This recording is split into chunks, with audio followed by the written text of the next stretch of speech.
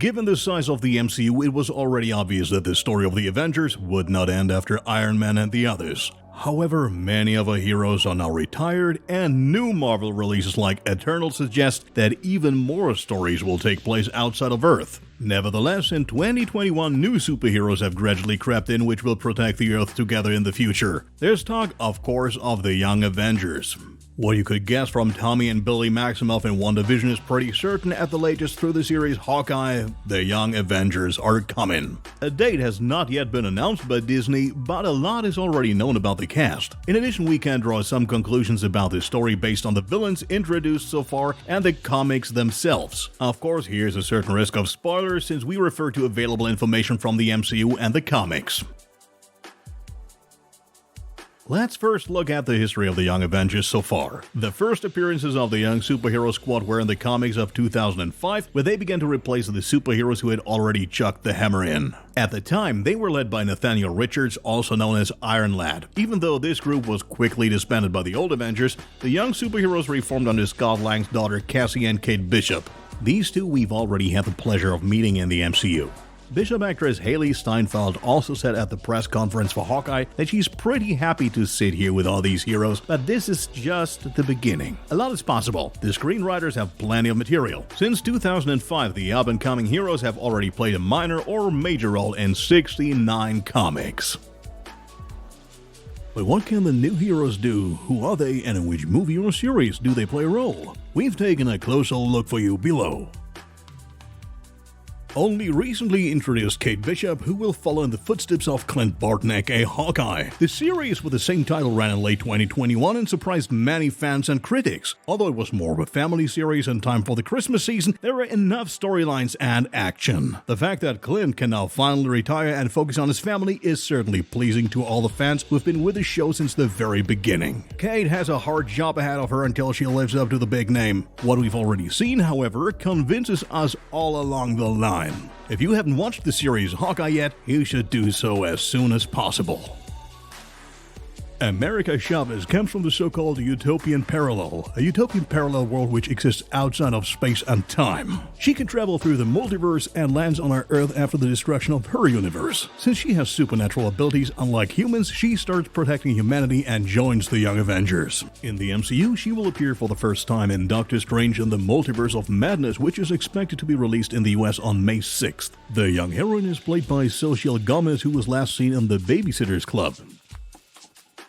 The two brothers Tommy and Billy Maximoff made their debut in the series WandaVision and are the children of Wanda and Vision. In this, they have the superpowers of their mother and their uncle Pietro Maximoff aka Quicksilver, who gave his life in the fight against Ultron. They haven't gotten their superhero names in the series yet, but the comic readers among you know of course that Billy is Wiccan, with the powers of his mother Scarlet Witch, and Tommy is Speed. We certainly don't have to explain to you where this name is derived from. In the credits of WandaVision, Wanda is seen performing a powerful spell and hearing the voices of her children, surely a sign that they will still play a role.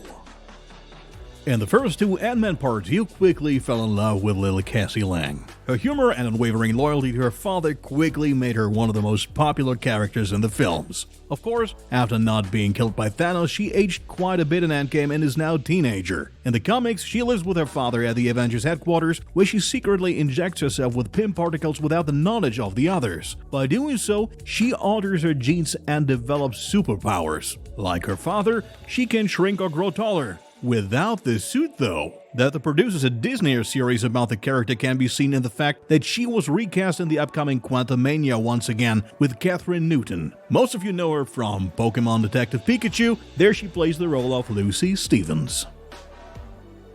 A character that few of you might have actively noticed is Eli Bradley, known in the comics as Patriot. This one's the grandson of Isaiah Bradley, who, like Captain America, was subject to the Super Soldier program. Eli and his grandfather are already known to us through the series Falcon and the Winter Soldier. In the comics, Eli is sought out by Iron Lad, who wants to assemble a new squad. Eli says he received superpowers through a blood transfusion from his grandfather. However, this turns out to be a lie. Instead, he has injected himself with the drug mutant growth hormone, which is also supposed to give superhuman strength. Whether we will see Eli Bradley again is not yet known. However, the creators have already opened the door for further appearances in the MCU.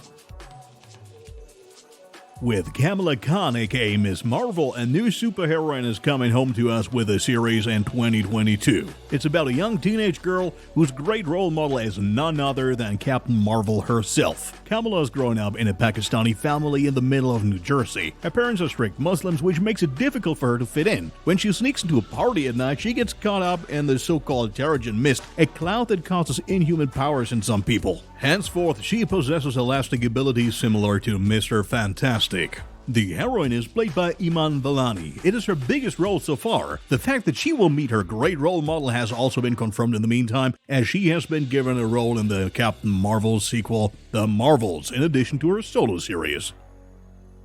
Another superhero series is set to fill the void left by Tony Stark. We are talking, of course, about the superhero Ironheart. Behind the new supersuit is young Riri Williams, a 15-year-old prodigy studying on scholarship at the MIT. Secretly, she builds a suit which is in no way inferior to that of Iron Man.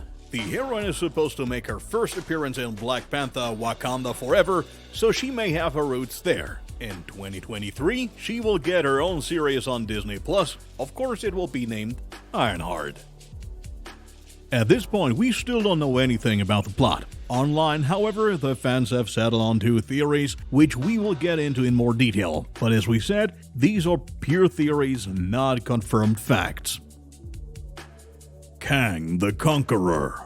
His story in the Loki series has shown that Kang will play a huge role in the MCU. After all, he's arguably the greatest time travel villain in the comics. He, like Iron Lad, is an incarnation of Nathaniel Richards, the father of Reed Richards, who's the leader of the Fantastic Four. Iron Lad could therefore have traveled back in time with the idea of forming the Young Avengers and thus preventing himself from later becoming Kang the Conqueror. It would also be conceivable that, as in the comics, Patriot and Iron Lad bring the Young Avengers into being, but Nathaniel gradually becomes aware of his true nature and becomes a villain. After that, it would be up to the new superheroes to fight Iron Lad, or rather Kang. This will be supported by the fact that Kang has already been introduced and that, in addition to the multiverse, time travel could also play a larger role in the MCU. In addition, the cast would already be almost complete.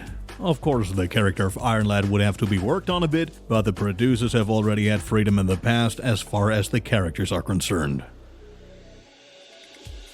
Thanks to the Eternals, the Celestials now play a bigger role in the MCU. It is conceivable that a new villain will be introduced from this part of the comics, and one of the most powerful that has ever existed in the comics. We're talking, of course, about the Planet Eater Galactus. Similar to the birth of a Celestial, he absorbs the energy of a planet to become even more powerful, destroying it completely. He's also one of the oldest beings in the universe, having existed before the Big Bang. So it would be conceivable that he will be introduced in Eternals 2 and gradually build up.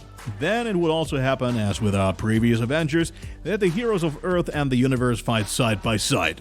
A slightly bigger sticking point to this theory, Galactus would probably be a bit too strong for our Young Avengers. But who knows what else the producers will come up with. See you next time.